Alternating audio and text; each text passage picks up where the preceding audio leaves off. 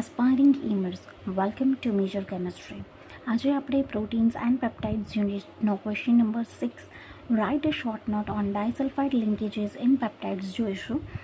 First of all તમે લોકોએ જે આટલા ટાઈમ પેશન્સ રાખ્યું તેના માટે I would like to thank you all and we will try કે અમે થોડા વધારે કન્સિસ્ટન્ટ રહી શકીએ.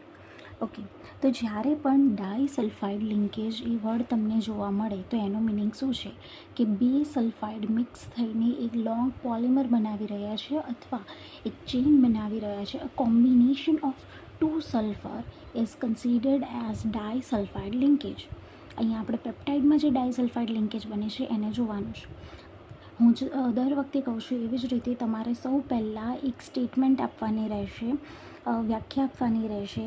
ઇંગ્લિશમાં મેં અહીંયા ઓલરેડી સ્ટેટમેન્ટ લખી છે અને ગુજરાતીવાળા માટે તમારે એવી સ્ટેટમેન્ટ લખવાની છે કે ડાયસલ્ફાઇડ બ્રિજ એ સિસ્ટીનમાં રહેલા બે થાયોલ ગ્રુપ વચ્ચેનું કોવેલન્ટ કનેક્શન દર્શાવે છે, જેને RSSRના સ્વરૂપમાં દર્શાવવામાં આવે છે. ઓકે, અહીંયા આરની સાથે એક ડેશ શો કરવાનું, તમને ખબર પડે કે બે આર ગ્રુપ અલગ પણ હોઈ શકે છે. આ જે મેં વ્યાખ્યા કીધી એનું જ આ ઇક્વેશન છે કે RSH પ્લસ RSH. અહીંયા બે થાયોલ મોલિક્યુલ છે જેમાં હાઇડ્રોજનનું રિમૂવલ થાય છે જ્યારે આપણે ઓક્સિડેશન કરીએ, અને RSSR એક ડાયસલ્ફાઇડ બન્યો with the release of H2O. વ્યાખ્યા લખ્યા પછી તમારે ફંક્શન લખવાનું છે.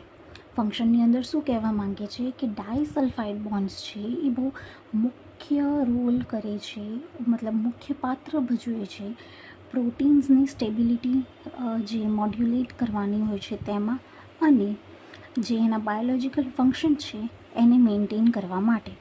આ થઈ ગયું ફંક્શન.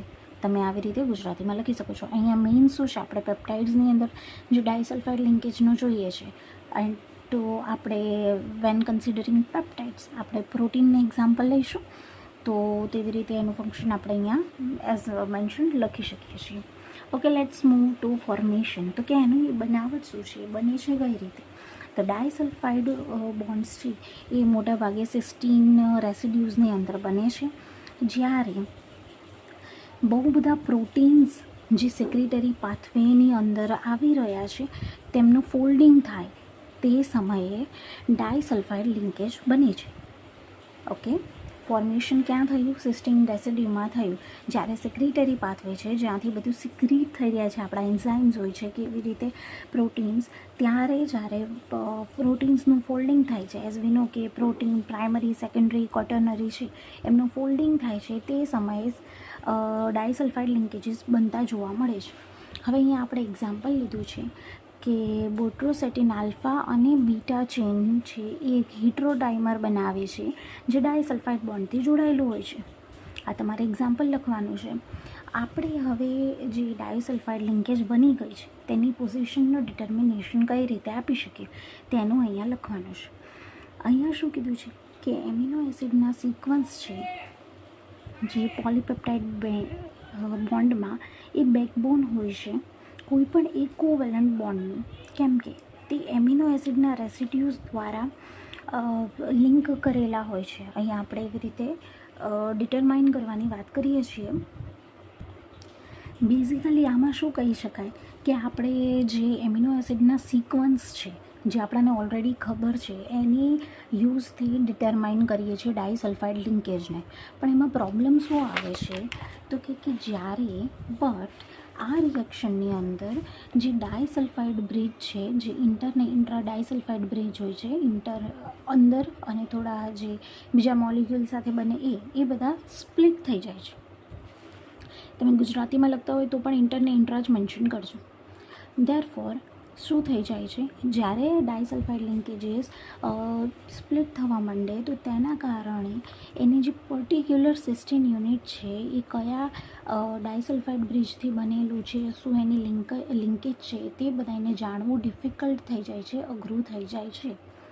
તો હવે આ જે પ્રોસિજર છે એને સમજવા માટે શું કરવામાં આવે છે તો કે આને સમજવા માટે પ્રોટીનનું પાર્શિયલ હાઇડ્રોલાઇસિસ કરવામાં આવે છે, જેમાં ડાયસલ્ફાઇડ બ્રિજનું ક્લીવેજ એટલે કે તૂટે નહીં, તો ગુજરાતીમાં આવું લખી શકો તમે કે ડાઈસલ્ફાઇડ બ્રિજને તોડ્યા વગર પ્રોટીનનું પાર્શિયલ હાઇડ્રોલાઇસિસ કરવામાં આવે છે.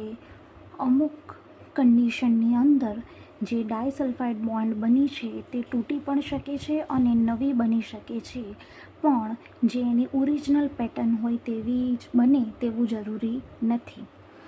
આ પ્રક્રિયા કર્યા પછી એને આપણે પ્રોસેસને નાની કરવી હોય તો તેના માટે 5 મોલર H2SO4ને વાપરવામાં આવે છે પાર્શિયલ હાઇડ્રોલાઇસિસ માટે, અથવા તો પછી પેપ્સિનને વાપરવામાં આવે છે અને તે સમયે pH કેટલી 5 રાખવામાં આવે છે.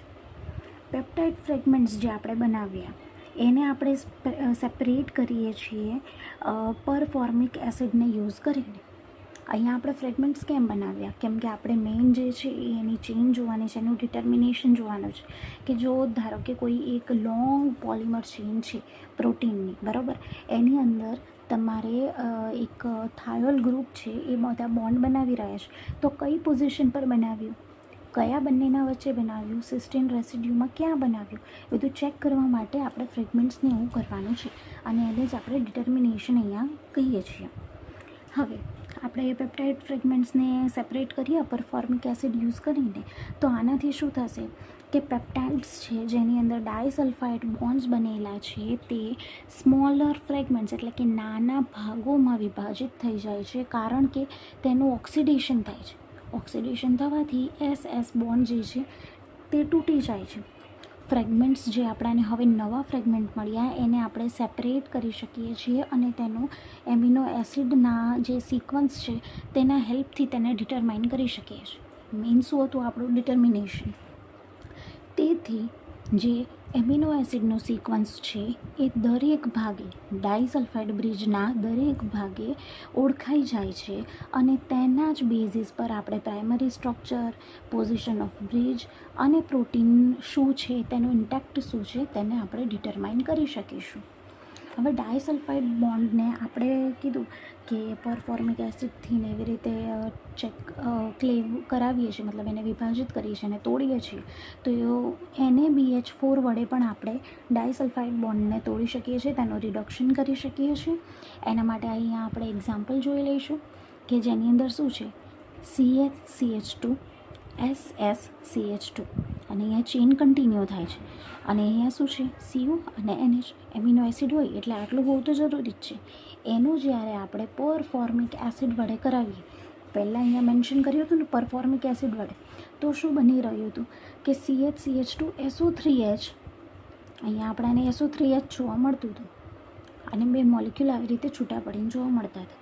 પણ જ્યારે હવે આપણે શું કીધું NaBH4 સાથે કરાવ્યું, આ પરફોર્મિક એસિડવાળું છે, અહીંયા NaBH4 વડે કરાવીએ તો આપણાને મળે છે CH2SH. ચેઇનની જે એન્ડ છે એમાં SH મળે છે, અહીંયા SO3H ગ્રુપ મળતું હતું, જ્યારે કે અહીંયા SH મળે છે. તો આ આપણી પાસે છે સલ્ફાઇડ લિંકેજ જ્યારે આપણે NaBH4 વડે ક્લેવેજ કરાવીએ છીએ ત્યારે.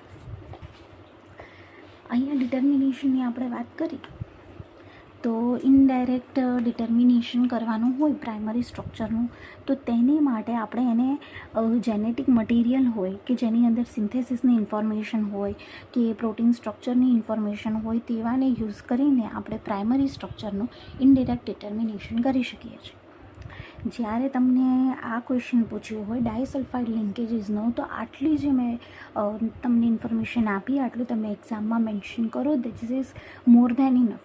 અને પર્ટિક્યુલર મેં જેવી રીતે લખ્યું છે તેવી રીતે એનું ફંક્શન, તેનું ડિટર્મિનેશન એ બધાને સેપરેટ કરીને જ મેન્શન કરજો અને that will be highly useful for you. Okay, હવે આની અંદર જે ટોપિક્સ બચ્યા એ છે solution phase peptide synthesis, modern synthetic approach, acid base properties અને N terminal sequence determination in polypeptide. આ જે બધા ટોપિક્સ છે એ અત્યાર માટે હું ડિસ્કસ કરવાની નથી. ફોર સમ રીઝન્સ આપણે આને આઈ થિંક કે આમાંથી IMP ક્વેશ્ચન બની શકે છે અમુક, but I will check it once અને પછી એને લેટર ઓન ચેનલ પર અપલોડ કરવામાં આવશે. અત્યારે હું નવું યુનિટ કન્ટિન્યુ કરાવીશ. હોપ સો કે આટલું તમને સમજ આવી ગયું હશે અને હેલ્પફુલ હશે. So thank you so much. અને જો કન્ટેન્ટ યુઝફુલ લાગે તો share with your friends. Okay, thank you.